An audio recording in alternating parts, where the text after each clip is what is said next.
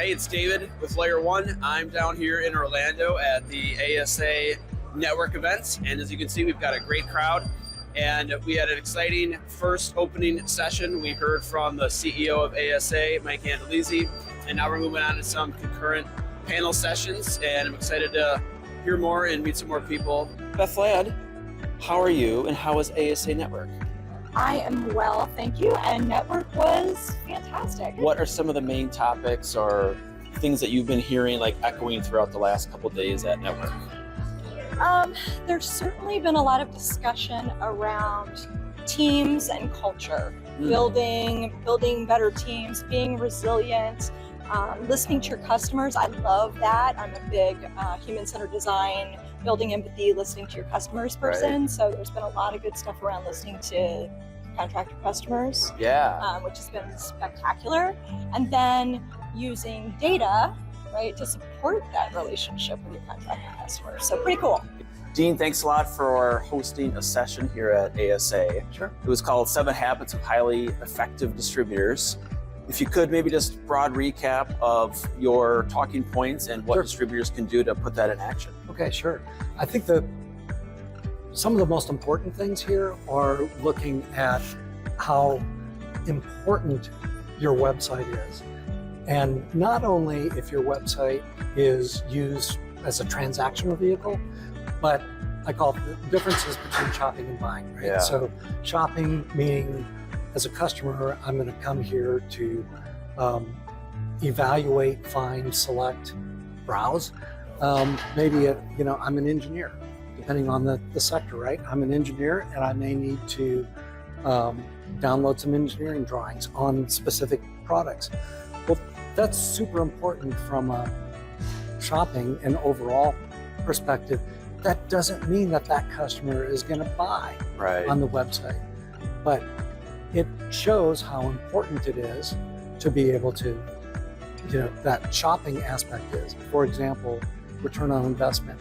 One of the big fallacies or challenges that we run into is to have customers or distributors say, well, gosh, I'm not getting a whole lot of love on the website in terms of transactions, and therefore I'm gonna end up defunding or not funding as much as the website really needs.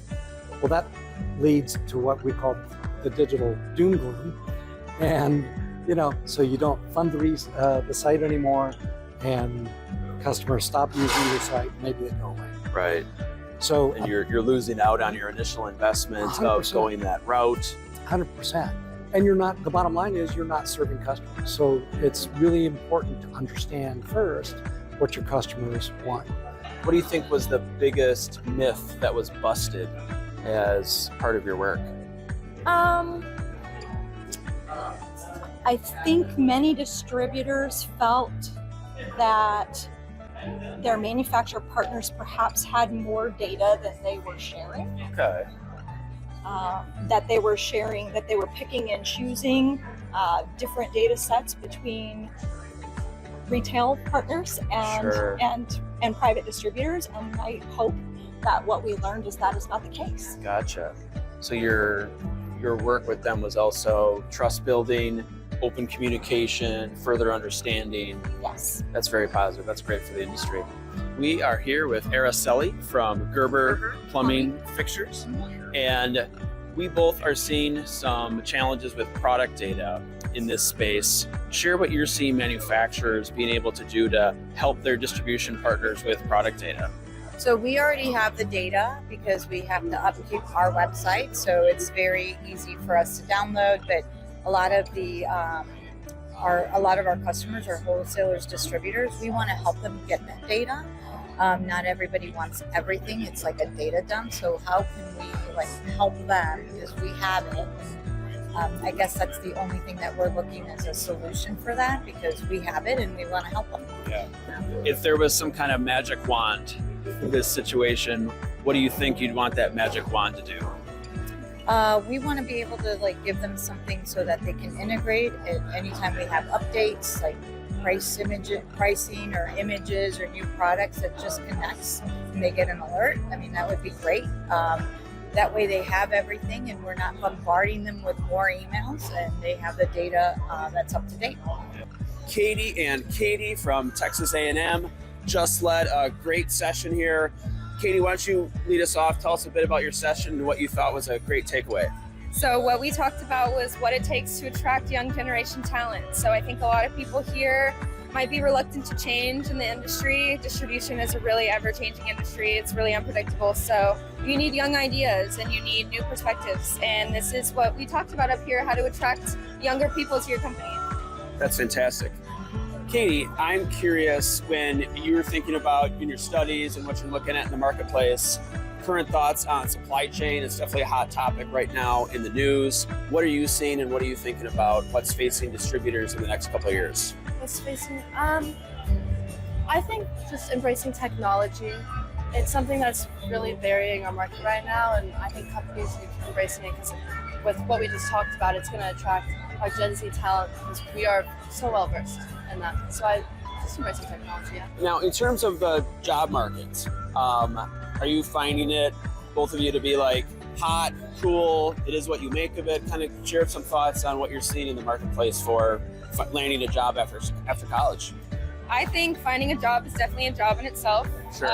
but you have to always be going at it. I'm always on LinkedIn connecting with people, looking up new jobs. I will say one thing that's really important to me is finding enough information about a company on their socials, and that's what we all use right now. So I think that's where I find a job. Katie, what are you looking for, like a top thing at a company that you're looking for in your next career path? Just the culture and fit. That's something I touched on up there. It's something where it's like you don't want to be just excited to go into work every day, but you want to be excited to connect with your coworkers every day. So that's something that I've been really prioritizing during my job search. That and location and growth opportunities. Sure. But number one is culture and fit. Mario and Alex from Porter Pipe and Supply, a client of Layer 1, as Captain Phillips said, hope for the best, prepare for the worst. How do you guys apply that at your company? So I think the type of training that he did was more so on like safety and everything. And we do a lot of those procedures. We do like active shooter training, fire alarm, tornadoes and stuff like that. Yeah. But then just in the day-to-day work, I mean, the best thing you can do is just cross-train and make sure everyone's kind of taught how to do everything so they can jump into any situation that comes about. What I took away from Captain Phillips was he entered the boat, like taking over as the captain. Like the whole crew, it looked like there were 25 or so people on the crew. He knew 3 of them. So there were 20 people that he had never met before. To me, there was like a lot of relationship building, trust building. I definitely see Porter Pipe as that kind of company that values relationships and trust. Tell me a bit about, like, you're a family company, huge employee base. How do you guys create that trust and those relationships with your employees? It's all based in the culture, for sure. I mean, just doing things with our employees outside of work that don't have anything to do with work really helps us gain like more of a personal bond to each other. We get out and just do fun events, just a team build. So many companies in this space are 100 years old, 125 years old, a great tradition, family businesses, and certainly they see e-commerce and other technology coming into play here. But they also are a successful company that have done things the right way and are highly profitable doing things without technology. Right. So there is a little bit of that barrier, I would say, for some companies still of, this is a relationship business. But what we're finding with our clients is that to think about your website, your digital services, your e-commerce as an extension of that relationship, to give that customer a great experience with your digital vision and your technology. It's an extension of that personal experience. And with your discussion points about shopping and then buying, are you seeing that helping reduce the friction of buying leads right into a better relationship? Oh, 100%. what you said is pretty much what I would answer with. But, Yeah. And that is that, regardless of how long that company's been around, that relationship, that's super strong. What is really key there is, well, okay, so one of my points of the talk was create a business strategy for a digital world. Yeah. We're in a digital world today, whether we like it or not. Done. True. You're there. Right. So first of all, acknowledge that. And once you acknowledge that, then it's like, okay, so what do we do? Well, it's understanding what do your customers really want and what do they want to do online? What's their journey? What's the customer journey? Yeah. Once you know that, then you can start providing information and tools that help provide what customers want.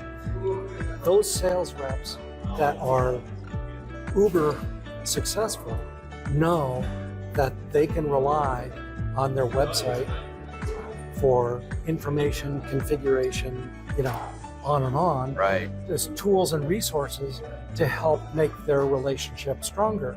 So that rep then can be available for them for really maybe the really tough configuration or logistics or some kind of challenges that the sales rep can add, or technical, that can add value, Right. as opposed to working on all of the stuff that technology or automation could provide. So Right. it's embracing technology to help improve that overall relationship. Right. Have a great sales conversation. Use the website Yeah. as a backdrop to talk about products, and have that salesperson be a consultant to help that customer make a great buying decision. Yep. And confidence in what they're buying. Absolutely. And who they're buying it from. Yeah.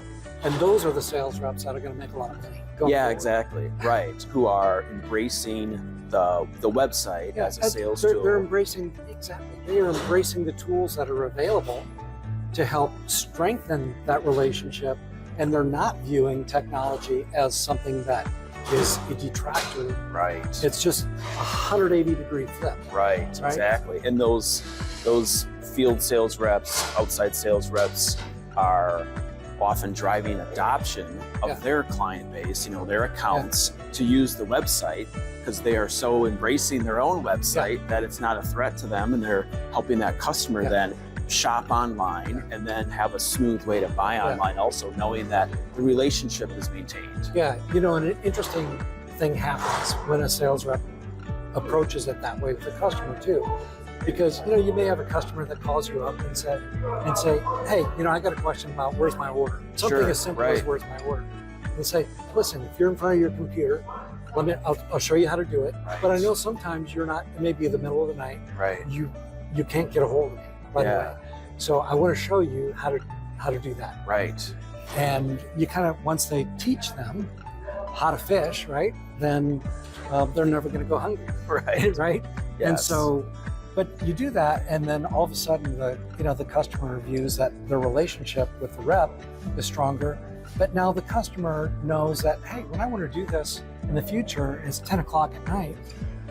Oh, I can just log in. I know how to use the tools that are right here, and I had a walkthrough with my Right. sales rep, and I'm ready to go. Exactly. Yeah. And so that's just one of dozens of ways that a rep can help use technology to help strengthen that relationship, and it's not something that's a detractor. All right, we are back from the ASA Network event. We had a great time. I've obviously changed my shirt. We had a great time down there as the Mandalorians, saw lots of familiar faces and certainly made some new ones.